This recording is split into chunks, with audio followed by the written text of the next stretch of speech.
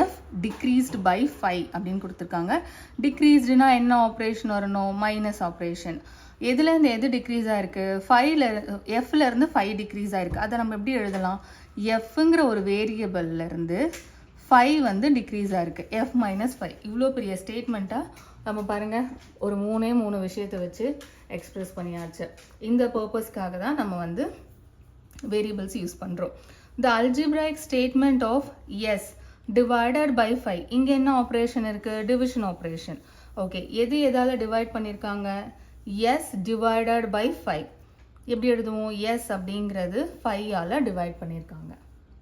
So expression எழுதிட்டோமா? Okay, நான் இதெல்லாம் பாருங்கள் எக்ஸ்பிரஷன் அப்படின்ற வார்த்தையை சொல்லிட்டு வரேன். இங்கே ஈக்குவல் டு சைன் வந்துடுச்சுன்னா அது ஈக்குவேஷனாக மாறிடும். ஈக்குவல் டு சைன் இல்லாத போது ஈக்குவல் டு சைன் இல்லாமல் வேரியபிள்ஸ், ஆப்ரேஷன்ஸ், நம்பர்ஸ் இதெல்லாம் கம்பைன் ஆகி